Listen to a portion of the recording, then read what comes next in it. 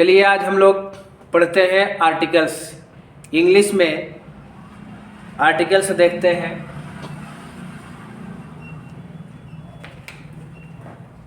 Articles जैसे कि हम लोग जानते हैं कि आर्टिकल जो होता है इसको हिंदी में निश्चयक कहते हैं। निश्चयक, आर्टिकल को हिंदी में हम लोग निश्चयक कहते हैं। तो जो आर्टिकल होता है, आर्टिकल दो प्रकार का होता है ना। आर्टिकल जो होता है ये दो प्रकार का होता है। नंबर एक आपका है डेफिनिट आर्टिकल, डेफिनिट आर्टिकल्स और इनडेफिनिट आर्टिकल, इनडेफिनिट आर्टिकल। तो जो हमारा डेफिनिट आर्टिकल होता है, डेफिनिट आर्टिकल द होता है। देखिए द से द और द से डी भी हो रहा है, तो इसलिए द जो है डेफिनिट आर्टिकल हो गया। अब इसके बाद ए और एन बचते हैं। तो जो ए और एन है ये हमारे इनडेफिनिट आर्टिकल है। तो दोस्तों सबसे पहले हम लोग शुरुआत करते हैं कि जो इनडेफिनिट आर्टिकल है इसका प्रयोग कहाँ पर होता है। यह इनडेफिनिट आर्टिकल और डेफिनिट आर्टिकल हम लोगों को अच्छे से समझ में आना चाहिए और आप हमारे वीडियो के लास्ट तक बने रहें। निश्चित रूप से आपको डेफिनिट और इनडेफिनिट आर्टिकल भी समझ में आ जाएगा। उसके बाद इसका यूज कहाँ पर होता है ना। तो सबसे पहले हम लोग देख रहे हैं इनडेफिनिट आर्टिकल। इनडेफिनिट आर्टिकल, जो इनडेफिनिट आर्टिकल है अर्थात ए और एन, इसका प्रयोग कहाँ कहाँ पर होता है ये हमारे कंपटीशन में जो खास तौर पर जो यूपी टेट के बच्चे जो देख रहे हैं हमारी वीडियो को, यहाँ से आपका क्वेश्चन बहुत ही ज़्यादा पूछा जाता है। ठीक है, तो देखिए जो ए का प्रयोग होता है, ए का प्रयोग, यूज ऑफ ए, ए का प्रयोग किन किन जगहों पर होता है। तो ए का प्रयोग जो होता है कॉन्सोनेंट, कॉन्सोनेंट से आरंभ होने वाले शब्दों से पूर्व में होता है। जैसे कॉन्सोनेंट क्या है, कैट है, CAT, कैट ना। अब यहाँ पर हम लोग क्या लिखेंगे, ए लिखेंगे, क्योंकि सी क्या है, ये कॉन्सोनेंट लेटर है ना, तो इसके पहले ए लिखेंगे। फिर इसी तरीके से अ डॉग वाज जंपिंग। तो जितने भी यहाँ पर देखिए डी कॉन्सोनेंट है और सी जो है कॉन्सोनेंट है, इसलिए यहाँ पर इसके पहले जो है ए का प्रयोग किया जाता है। फिर उसके बाद ए का दूसरा प्रयोग, ए का दूसरा प्रयोग जो है यू या EU से आरंभ होने वाले शब्दों से पूर्व जब यू और EU की ध्वनि आती है, जैसे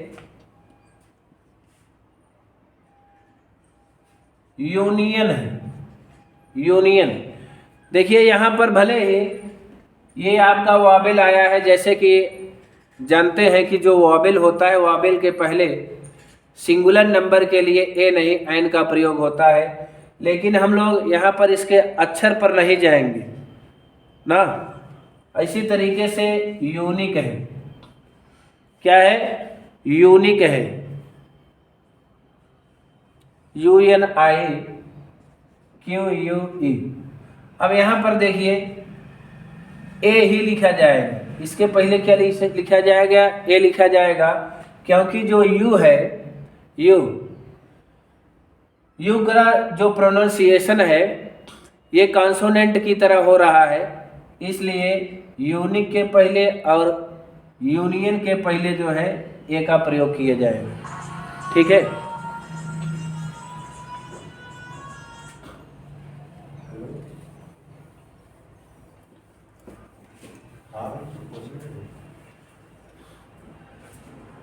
अब देखिए, इसके आगे हम लोग देखते हैं कि कुछ ऐसे शब्द होते हैं जिनमें ओ आता है, कुछ ऐसे शब्द होते हैं जिनमें ओ आता है।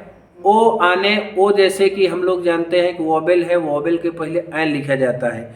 लेकिन कुछ ऐसे शब्द होते हैं जिनके पूर्व जो है आपको ऐन नहीं ए लिखा जाता है। जैसे वन साइडेड मैच, जैसे वन साइडेड मैच।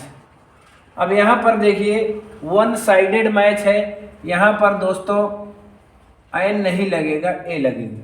इसे थोड़ा सा आपको याद करना है। फिर उसके बाद कुछ एक और शब्द लेते हैं, वन हैंडेड कैच, हो जाएगा वन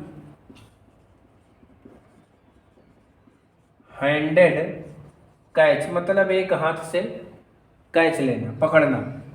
तो यहाँ पर देखिए ओ आया है, फिर भी हम किसका यूज करेंगे, आर्टिकल ए का ही हम लोग यूज करेंगे ना। अब इसके बाद हम लोग देखते हैं ऐन का प्रयोग।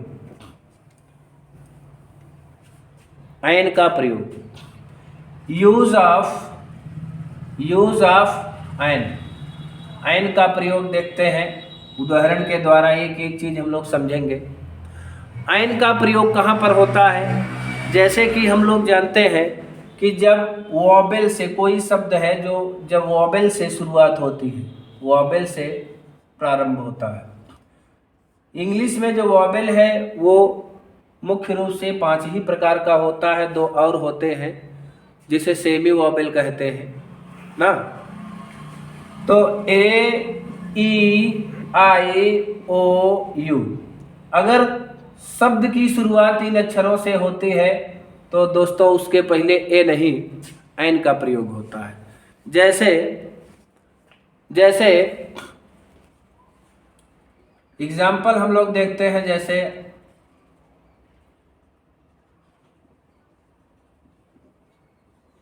owl was sitting on the mango tree। यहाँ पर देखिए जो आउल है, आउल देख रहे हैं आप, आउल है तो ये जो है आपका ओ है। ओ कौन सा अक्षर है, ओ वॉवेल है, और वॉवेल के पहले ए नहीं बल्कि ऐन का प्रयोग होता है। N owl was sitting on mango tree. फिर उसके बाद दूसरा एग्जाम्पल लेते हैं। दूसरे एग्जाम्पल में जैसे एन ऑरेंज हो गया आपका, एन ऑरेंज। फिर उसके बाद एन एप्पल हो गया, एन एप्पल। फिर उसके बाद एन आर्टिस्ट हो गया, एन आर्टिस्ट हो गए। तो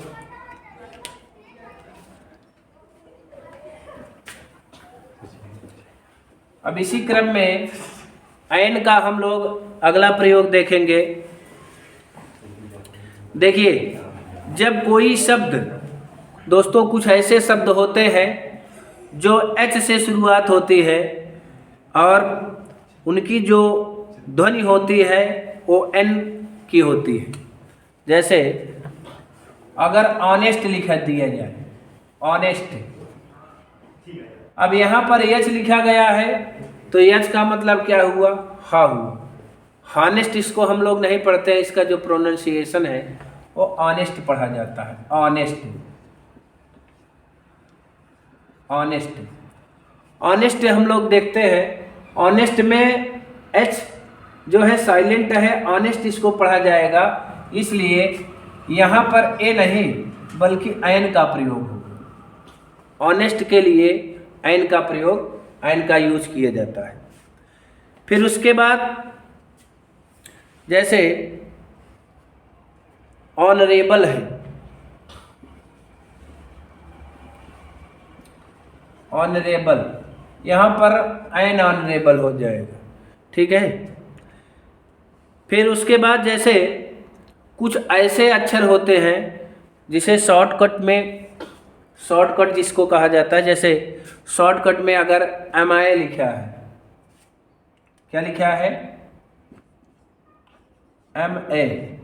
MI लिखा है, तो यहाँ पर देखो ये आपको भले ही कॉन्सोनेंट यम जो है आपको कॉन्सोनेंट समझ में आ रहा है, लेकिन ये कॉन्सोनेंट नहीं है, क्योंकि इसका उच्चारण जो है हम लोग हिंदी में करेंगे तो MA कहा जाता है, MA। इसलिए ये आपका यहाँ पर प्रोनाउंसिएशन के हिसाब से ए नहीं बल्कि INMA लिखा जाता है। क्या लिखा जाएगा, INMA लिखा जाएगा। उसके बाद फिर जैसे MD है, MD में आप देख रहे हैं, ये भी आप क्या कहोगे, MD कहोगे तो INMD हो जाए, क्योंकि इसका जो प्रोनाउंसिएशन है ये ए से हो रहा है, स्वर है, मतलब वोवेल है, इसलिए आयन लिखा जाएगा। ठीक है। अब उसके बाद जैसे अगला एक्समस ट्री है, एक्समस ट्री का नाम आप लोगों ने सुने होंगे। तो एक्समस, तो यहाँ पर आयन एक्समस ट्री हो जाएगा। तो देखिए दोस्तों, इस तरीके से हम लोग पढ़ रहे हैं आयन का प्रयोग। बहुत अच्छे तरीके से आप लोग इसको अपने कॉपी में लिखते रहें और समझते रहें। इस तरीके से दोस्तों ये जो हमारा इंडेफिनिट आर्टिकल है, शॉर्टकट में हमने इसको ख़त्म किया है। और हमारा वीडियो आपको कैसा लगा है, आप अपनी राय कमेंट बॉक्स में अवश्य दें।